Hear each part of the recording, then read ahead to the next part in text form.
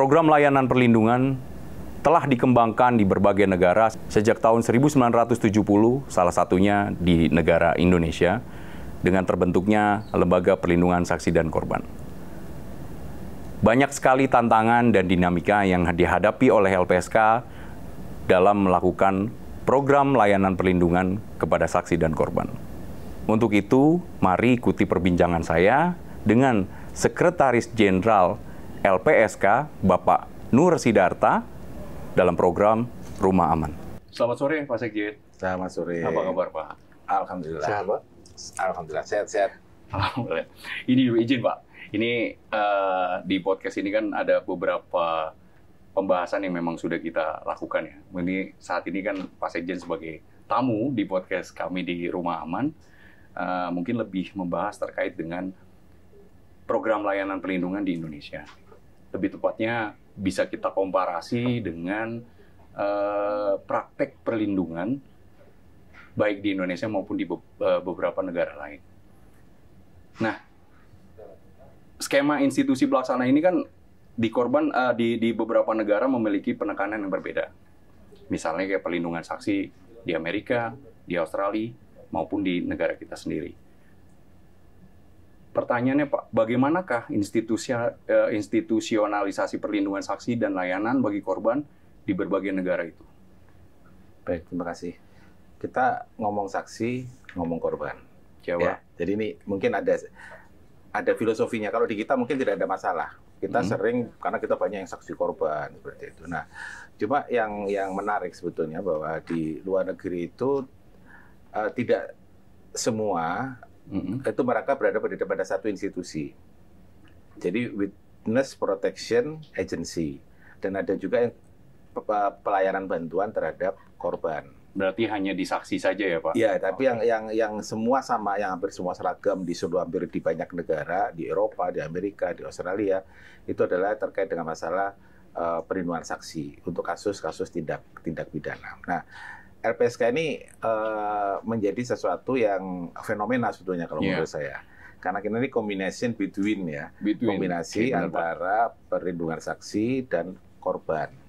Dan ini menjadi menarik, bahkan di dalam beberapa kali pertemuan dengan pihak luar negeri, mereka termasuk takjub ya, wah kayaknya Anda selangkah lebih maju dibandingkan kami begitu. Apalagi mereka baru juga tahu bahwa sifat lembaga kita adalah independen. Karena hampir semua perlindungan saksi di dunia ini biasanya berada di Department of Justice atau di kepolisian.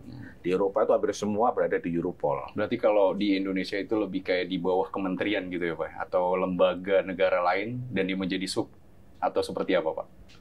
Kalau di Indonesia kan kita independen. Ya. Nah, kalau di negara lain seperti di US Marshal, di Amerika misalnya, mereka itu di bawah Department of Justice, Kementerian Hukum dan HAM lah kalau di sini. Ayo, berarti di bawah kementerian itu kalau Nah, tadi disampaikan memang sedikit sih, Pak. Maksud saya terkait dengan independensi, itulah yang membedakan LPSK atau Lembaga Perlindungan Saksi dan Korban dengan lembaga-lembaga perlindungan sejenis di negara lain. Ada apa lagi, Pak? Misalnya yang bisa membedakan misalnya selain bentuk dari independensi itu? Jadi kalau di Indonesia ini gini, pertama LPSK ini memang secara de jure-nya kita belum masuk di dalam criminal justice system. Oke. Ya. Tapi secara de facto sebetulnya kita ini sudah mengikuti mekanisme bahwa kita ini memang adalah satu institusi yang diperlukan untuk untuk mengungkapkan suatu kasus pidana. Di sudut mana? Di sudut saksinya. Supaya apa? Supaya mereka itu tidak takut, tidak khawatir untuk malah memberikan kesaksian. Nah, coba kita bayangkan misalnya perlindungan saksi di Indonesia ini di bawah kepolisian misalnya, seperti di negara-negara lain. Oke, Pak. Mungkin ke pemikiran saya secara praktis saja, nanti ada semacam konflik of interest, ya kan? Ini penanganan kasusnya ditangani sendiri, saksinya ditangani sendiri. Nah, padahal seorang saksi ini tidak hanya mendapatkan dalam tanda petik ancaman dari pelaku, tapi kadang-kadang ada abuse of power ya dari para aparat oknum-oknum aparat penegak hukum. Nah, sehingga dengan posisi LPSK ini menjadi satu institusi independen, ini akan lebih membuat nyaman bagi para saksi ya. Sendiri. Jadi karena kita tidak terkait langsung dengan aparat penegak hukum, kita merupakan bagian tersendiri. Ini menurut saya model seperti ini nih kemarin juga teman-teman dari Europol misalnya merasa bahwa ini menarik sebetulnya. Karena kadang-kadang kalau mereka berada dalam satu institusi kepolisian, kan mungkin saja mereka ada tour of duty kan dari satu tempat ke tempat lain. Nah, siapa? Ini kadang-kadang ini bisa dalam tanda petik terkontaminasi. Sehingga paling tidak untuk di Indonesia ini memang lebih tepat kalau perlindungan saksi ini berada di bawah lembaga independen seperti di LPSK. Tapi mengingat ya Pak, ini kan LPSK ya banyak kita tahu juga bahwa saat ini kan posisinya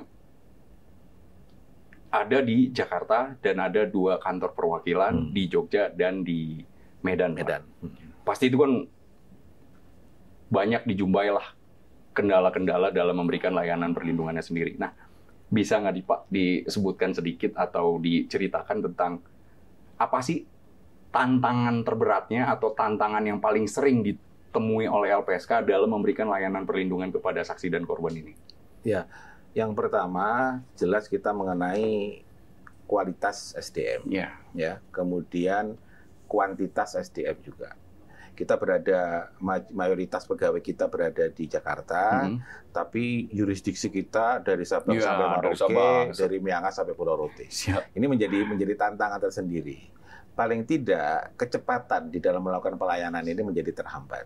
Misalnya kita harus mendapatkan permohonan dari Papua misalnya. Kita tidak bisa langsung segera dari Jakarta ke Papua. Nggak bisa serta-merta langsung ya Pak. Gitu. Nah ini menjadi tantangan tersendiri.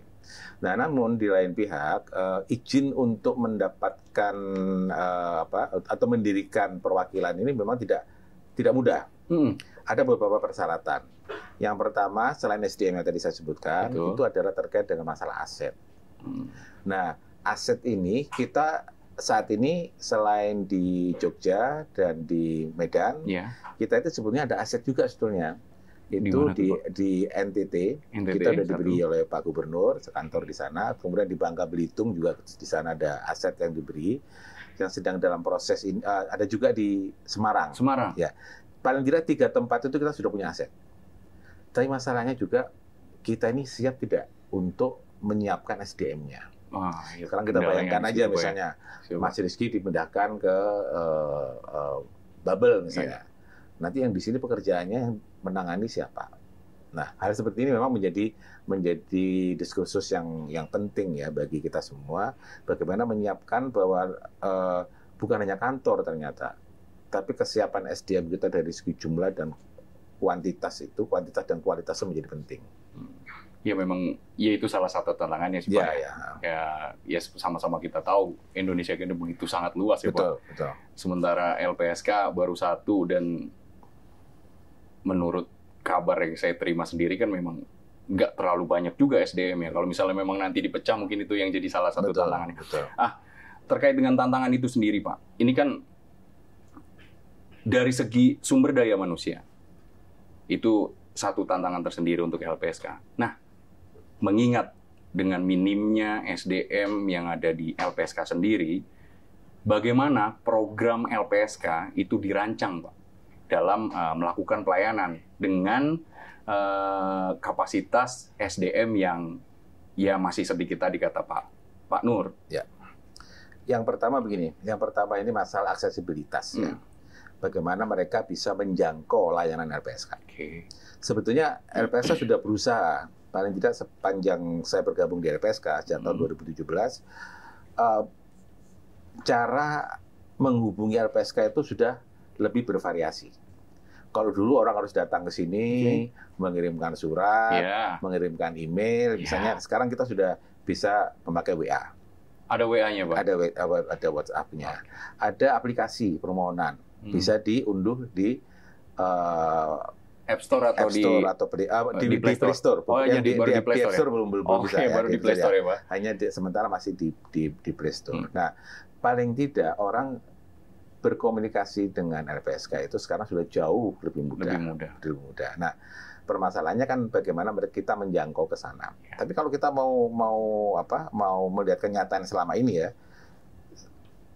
permohonan di mana saja LPSK juga akan datang kan ya. Selalu hadir malah. Selalu hadir di Papua, di NTT, di Taliabu misalnya kita kemarin punya korban di Taliabu yang cukup jauh dari Ambon 18 jam. Begitu sesulit aksesnya. Sesulit apapun teman-teman di LPSK ini sepertinya punya jiwa yang militansinya cukup tinggi. Ini sebetulnya ini modal sebetulnya. Modal bagi LPSK ya untuk melakukan pelayanan. Bahkan kalau kita mau jujur, selama pandemi kemarin, itu dapat dikatakan LPSK tidak melaksanakan work from home. Nah, kemarin sempat saya sampaikan juga kepada kepada beberapa pimpinan lembaga ya, bahwa LPSK mungkin salah satu atau mungkin bahkan dapat dikatakan satu-satunya lembaga di Indonesia ini yang tidak bisa melaksanakan work from home. Kenapa? Karena pelayanan LPSK tidak bisa dilakukan melalui Zoom. Oh iya betul sekali, Pak. Ya kan, kita nggak bisa melakukan pendampingan lewat daring. Istilahnya diperlukan in touch lah, Pak. In touch itu kita harus bersama-sama dengan saksi.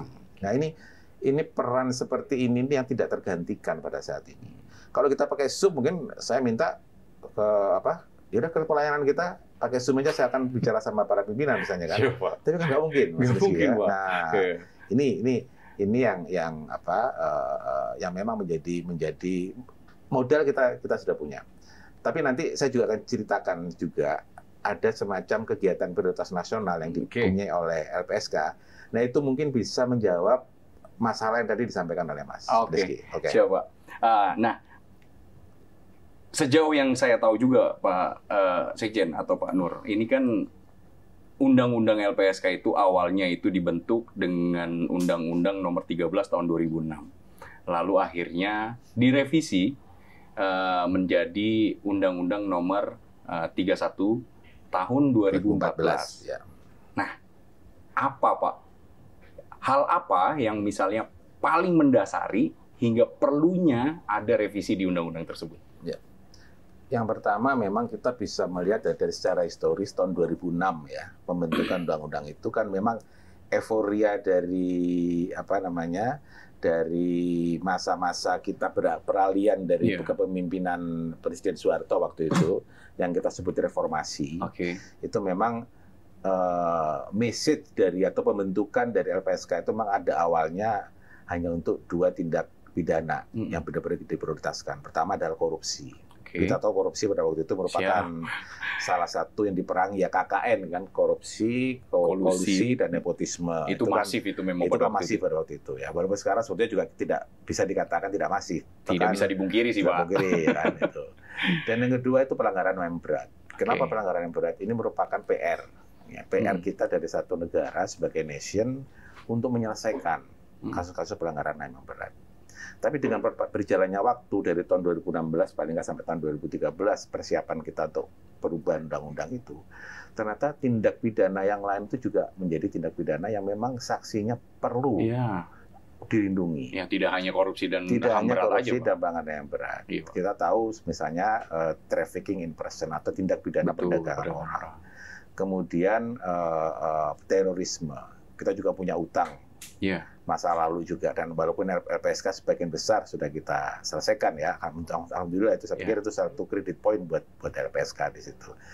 Nah, tapi semangatnya itu adalah supaya semakin banyak saksi yang bisa dilindungi oleh LPSK atau korban yang bisa dilayani oleh LPSK. Berarti mungkin lebih ke ini ya Pak Nur. Perluasan dari sebetulnya kalau kita ngomong kewenangan, saya yakin bahwa pada waktu itu saya kebetulan belum bergabung ya di LPSK, tapi tidak ada niat bahwa LPSK itu ingin membesarkan kewenangannya, enggak. Tapi memang kebutuhan di lapangan bahwa selain korupsi dan pelanggaran yang berat, itu tindak pidana yang lain juga memerlukan perlindungan saksinya. ke penyiksaan misalnya, Ya, penyiksaan maksud yang saya itu berarti kan dilakukan. lebih ke perluasan terkait dengan contoh orang atau korban yang memang harus dilindungi, betul, Pak. betul, ya. Oke. Nah, pasti, Wan, Pak, tadi kan disampaikan bahwa terkait dengan revisi undang-undang yang tadi dilakukan oleh LPSK, yang semula dugaan tindak pidana yang menjadi atensinya LPSK hanya di korupsi dan di peristiwa pelanggaran HAM yang berat, kan akhirnya bertambah nih, Pak. Nah, pasti dibutuhkan treatment-treatment tersendiri dalam setiap dugaan tindak pidana tersebut. Apa sih, Pak, model perlindungan yang dilakukan LPSK terkait dengan dugaan-dugaan tindak pidana yang memang berbeda-beda ini? Misalnya kayak ke korupsi itu kan pasti treatmentnya atau penanganannya kan berbeda dengan pelanggaran HAM berat. Itu bisa diceritain nggak, Pak? Ya, nah ini termasuk kepada jenis-jenis layanan ya sebetulnya di punya LPSK. Misalnya kalau kita ngomong korupsi, LPSK pernah melakukan perlindungan kan 3 tahun kasus korupsi DPRD Kota Malang dan Bupati Malang. Saksinya itu kita lindungi selama hampir 3 tahun. Dan dilindungi di rumah aman. Diproteksi 24 jam di rumah aman. Jadi kita bisa bayangkan bahwa 3 tahun. 3 tahun. Kita juga pernah melindungi saksi kasus Nasarudin itu hampir 9 tahun. Walaupun tidak di rumah aman ya. Karena bentuk perlindungannya yang diminta itu yang diminta itu berbeda. Seorang saksi di LPSK itu seorang volunteer. Dia sukarela. Oke. Nah, kita mempunyai beberapa jenis layanan. Kalau layanan yang saya bilang tuh yang high level yaitu perlindungan 24 jam di rumah aman.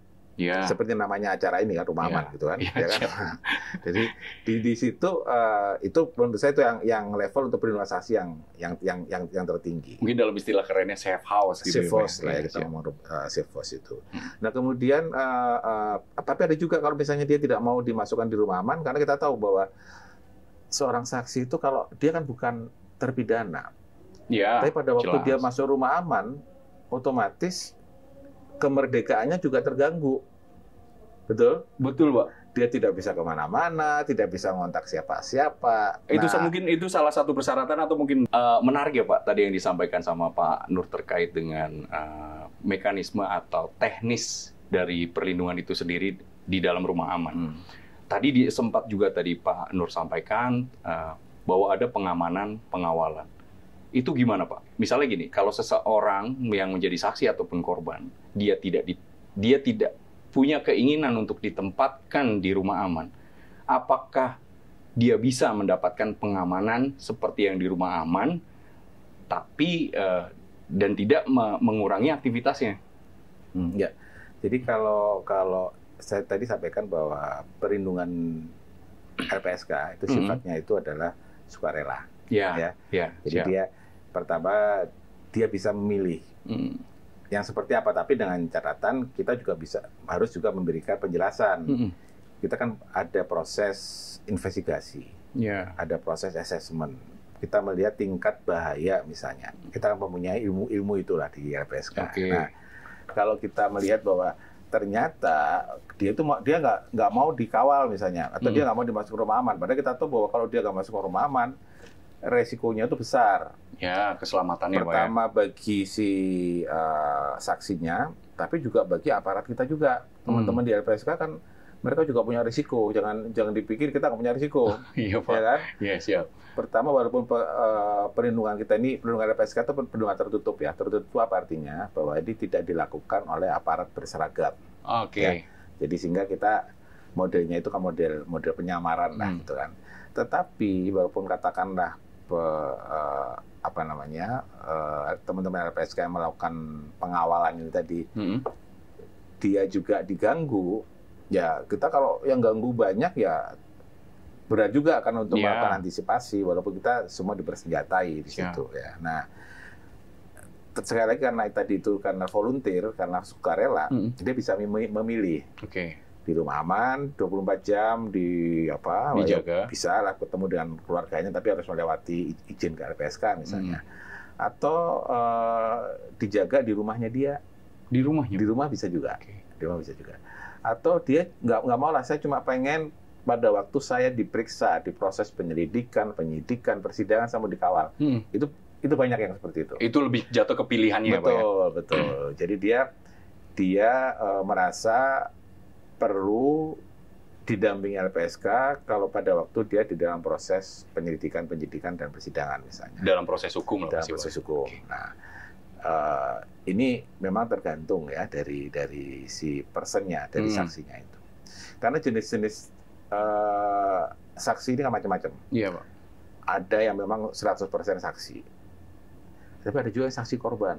Oke. Ya kan? Jalan. Dia udah saksi, tapi juga korban dia. Oke. Untuk kasus-kasus kita relevan, misalnya kasus-kasus tentang kekerasan seksual. Iya. Dia kebanyakan tuh selain saksi, dia korban. Tapi ada juga saksi pelaku yang sedang ramai nih, Baradae misalnya kan, justice kolaborator, saksi pelaku. Ya kan? Ini sekarang lagi laku-lakunya ini sekarang. Terus ada juga whistleblower. Dia adalah seorang pelapor. Nah, pelapor ini untuk misalnya kasus korupsi di beberapa institusi itu, si pelapor ini malah diganggu. Apa maksudnya diganggu? Dia bisa dimutasi, bisa dipecat, bisa didemosi, diturunkan pangkatnya. Padahal dia itu hanya ingin melaporkan sesuatu yang dia lihat, dia dengar kepada aparat penegak hukum. Dan LPSK berusaha melindungi. Maaf, Pak. Tadi disampaikan bahwa ada ancaman yang memang misalnya kayak whistleblower itu kan pelapor yang ada di satu institusi. Misalnya. Berarti yang tadi disampaikan sama Pak Nur bahwa ancaman itu juga bisa datang dari institusi si pelapor itu sendiri. Sangat bisa. Oh, jadi bukan dari hanya personal, tapi bahkan tapi kita tahu bahwa institusi itu tidak mewakili institusi secara keseluruhan. Betul. Itu kan lebih ke oknumnya mungkin, Pak. Oknum, apalagi oknum yang merasa terganggu. Oke. Dan yang menarik lagi sebenarnya kita itu Bapak LPSK itu memberikan perlindungan terhadap ahli. Ahli yang memberikan keterangannya di dalam satu persidangan pidana. Nah, ini memang belum banyak diketahui, tapi nanti juga mungkin masyarakat perlu misalnya pegawai kantor pajak, ya kan, Kementerian Keuangan itu paling banyak itu BPKP, BPK, dia bisa memberikan kesaksiannya dalam satu dokter misalnya, Pak ya. Dokter ya karena dianggap ahli ya dianggap ahli dalam bidangnya. Penjelasan itu memerlukan perlindungan, dengan senang hati LPSK akan memberikan. Berarti teman-teman yang pun menjadi ahli karena dalam keahliannya di bidang tertentu, dia dimintain keterangan terkait dengan keahliannya, itu juga bisa. Di kasus pidana ya? Harus pidana ya. Oh, harus pidana, Pak. Itu baru bisa mengajukan ke LPSK. Kalau di kasus pernikahan nggak bisa. Iya, Pak. Kalau itu beda lagi, Pak. Bukan perlindungan saksi korban. Menarik, Pak, karena tadi yang disampaikan sama Pak Nur ini kan begitu jelas ya, kompleks sekali ternyata program layanan perlindungan yang harus dijalankan oleh LPSK. Nah, pasti kan dengan adanya kompleksitas itu terkait dengan program atau layanan perlindungan yang diberikan LPSK, butuh SDM yang mumpuni dong, Pak. Ya. Nah, bagaimana caranya LPSK dalam menjaga atau memberikan kualitas terbaik lah bagi sumber daya manusia yang bekerja di dalam LPSK itu sendiri, Pak? Ya, ini yang mau nggak mau harus ada pelatihan. Yang sifatnya itu rutin ya kepada insan LPSK. Ya. Karena memang pada waktu saya masuk di sini itu salah satu tantangan besar LPSK itu masalah anggaran. Anggaran kita itu nggak masuk akal menurut saya. Sehingga dalam beberapa tahun saya masuk di sini itu dapat dikatakan anggaran untuk diklat atau pengembangan SDM itu sangat-sangat minim sekali, atau bahkan dapat dikatakan tidak ada. Tahun 2020 itu tidak ada sama sekali. Tidak ada. Anggaran itu saking kecilnya itu hanya cukup buat membayar gaji pegawai. Bayangkan saja. Dan layanan sampai bulan keempat di bulan April di tahun 2020. Ya kalau kita ngomong untung ya, untungnya ada COVID, ya kan? Iya, Pak. Untungnya ada COVID, sehingga untung dalam tanda kutip, ya, untungnya ada COVID, sehingga tadinya kita sudah mau menghentikan layanan di LPSK, akhirnya ya kita masih bisa memperpanjang nafas, ya.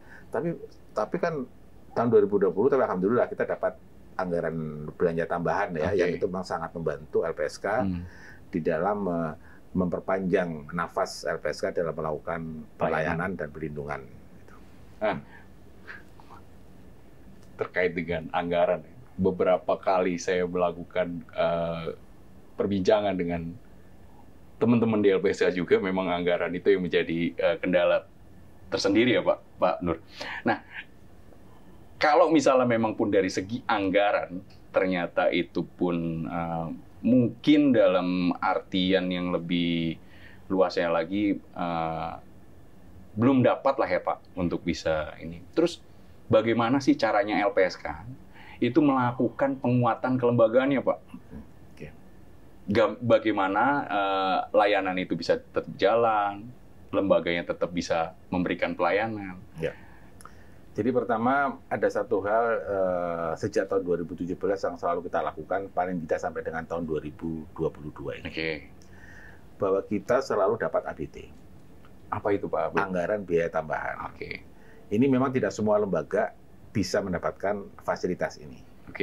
Nah, LPSK beruntung ya, walaupun anggaran kita tadi saya sebutkan di satu pihak anggaran kita memang minim, tapi kita diberikan privilege lah, diberikan kesempatan oleh Kementerian Keuangan untuk mendapatkan anggaran tambahan. Dan ini memang rutin, tapi kan tidak bisa terus-menerus seperti itu. Kalau seperti itu berarti kan perencanaan kita itu tidak lengkap, tidak sempurna, sehingga kok selalu kurang. Tapi memang anggaran kita yang diberikan tiap tahun itu memang kurang, selalu kurang. Nah, tapi paling tidak 1-2 tahun ini semenjak LPSK sudah keluar dari Setnek, kita kan tadinya Satker di Setnek. Sekarang kita sudah menjadi bagian anggaran sendiri. Anggaran kita bagian anggarannya cukup keren. BA 123. Apa tuh Pak? Bagian apa? Kita merupakan nomornya itu BA 123. Bagian anggaran 123 kan nomornya keren. Oh iya, berurutan gitu Pak. Tadinya kita BA 007, tapi 007 dipunyanya Setnek. Tapi sekarang kita sudah BA mandiri, itu 123. Nah, ke depan saya sudah berkomunikasi dengan Bappenas dan kemudian dengan Kementerian Keuangan. Kita akan melihat kewenangan kita ini yang semakin, kewenangan kita sebenarnya tetap, tetapi dilihat dari jumlah permohonan ini meningkat. Ya, pasti. Permohonan kita itu meningkat sangat signifikan, paling tidak 3 tahun terakhir ini, terutama untuk tindak pidana kekerasan seksual. Apalagi kita tahu bahwa Undang-Undang Nomor 12 Tahun 2022 yang baru saja diterbitkan tentang tindak pidana kekerasan seksual itu mewajibkan aparat penegak hukum 1x24 jam untuk menginformasikan kepada LPSK. 1x24 jam. Apa artinya? Ini belum tersosialisasi masalah ini. Tapi kalau sudah tersosialisasi, Mas Rizky bisa bayangkan. Kasus kekerasan seksual itu kasus private ya, bukan kasus komunal seperti terorisme, tindak pidana perdagangan orang yang kebanyakan pelakunya banyak itu satu-satu, tapi berada hampir di semua tempat. Di sudut-sudut gelap yang kita mungkin selama ini nggak pernah tahu ya. Nah itu kalau semua kasus itu akan masuk ke LPSK, satu kali 24 jam itu diinfokan ke LPSK, itu artinya adalah kita sudah siap-siap 2 minggu kemudian kasus ini akan masuk menjadi permohonan perlindungan kepada LPSK. Bayangkan 1x24 jam, itu baru informasi ya, itu baru informasi ya. Tapi setelah itu kita sudah tahu nih the next-nya ini apa ini, ya. Padahal LPSK itu memberikan layanan bukan hanya tadi kan saya bilang ada rumah aman, ada macam, kita juga ada medis. Ada psikologis, ada psikososial, dan sekarang menjadi menjadi beban LPSK yang cukup berat adalah menghitung restitusi. Menghitung kerugian yang wajib dibayarkan nanti oleh pelaku. Ya, ini yang menghitung LPSK. Kompensasi pembayaran kerugian dibayarkan oleh pemerintah dan pembayaran kerugian yang diberikan oleh pelaku melalui restitusi itu semua yang kewenangannya diberikan pada LPSK. Luar biasa, Pak. Ya, termasuk Mas Riki ya. Nah, begitu berat ya tugas LPSK ya, berat. Nah, dengan beratnya tugas LPSK, Pak. Kalau boleh tahu, Pak, berapa sih anggaran LPSK per tahunnya, Pak?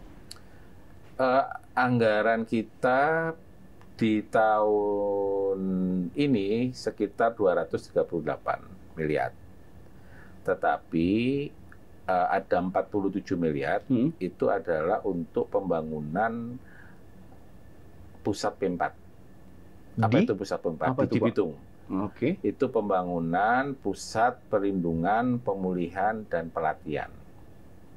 Oke. Nah, jadi kita itu punya tempat di mana kita akan melakukan, di situ ada perlindungannya, ada pemulihannya, ada Hmm.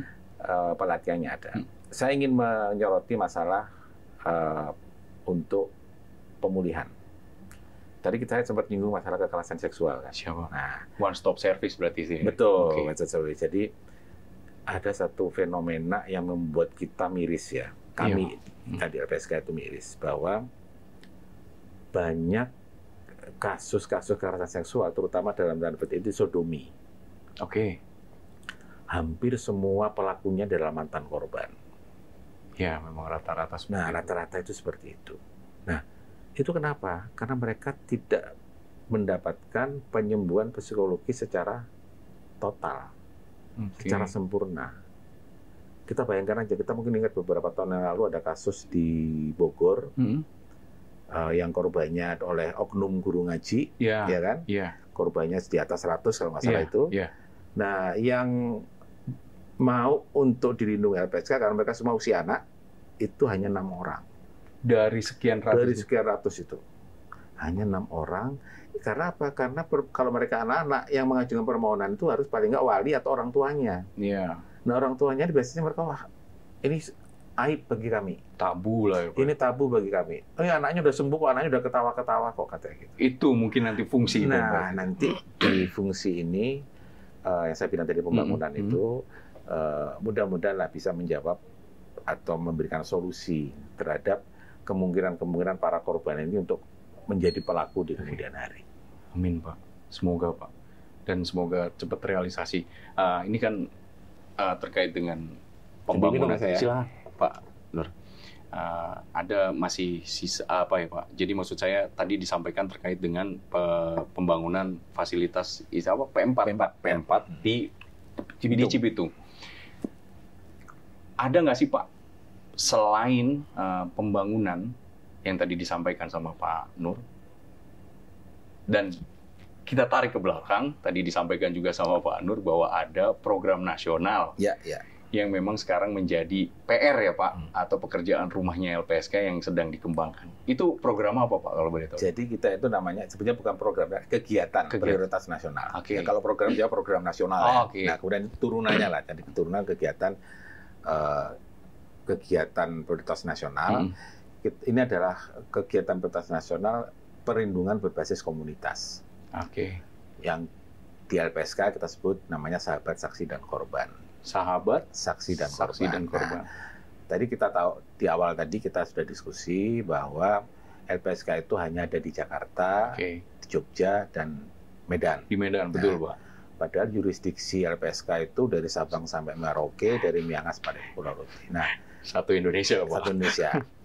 Bahkan untuk kasus terorisme, itu sampai luar negeri. Iya. Ya, berdasarkan Undang-Undang Nomor 5 tahun Siap. 2018, kemudian PP 35 tahun 2020, itu korban-korban terorisme di luar negeri itu bisa menjadi terlindung LPSK paling tidak untuk pembiayaan medis dan pembayaran kompensasi. Itu untuk WNI atau WNA, Pak? Khusus WNI. Untuk Itu khusus khusus WNI ya. Ini memang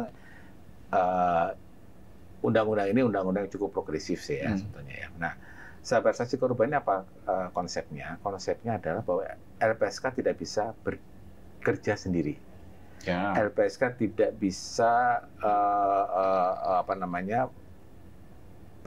melaksanakan kewenangannya ini sendiri.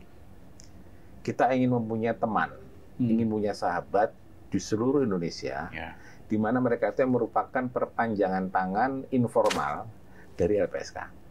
Ya, karena LPSK di Jakarta, sementara luasnya Indonesia. Betul. Nah, apa fungsinya mereka antara lain? Antara lain, pertama mereka bisa menjadi semacam pertolongan pertama pada kecelakaan. Oke. Jadi misalnya ada kasus nih di satu tempat terorisme misalnya di Palu atau di mana misalnya. Sebelum LPSK datang, teman-teman LPSK atau sahabat LPSK ini sudah membantu yang bersangkutan. Misalnya membawa ke rumah sakit atau mereka memberikan pengamanan dari ancaman misalnya. Mereka bisa menjadi teman-teman kita dulu sebelum LPSK datang ke sana. Nah, ini kita sudah dalam tahap pelatihan atau pendidikan dari para sahabat saksi dan korban. Oh, jadi udah mulai dikembangkan oleh LPSK? Sudah mulai. Okay. Ini akan menjadi kegiatan prioritas nasional di tahun ini dan tahun depan. Oke, Pak.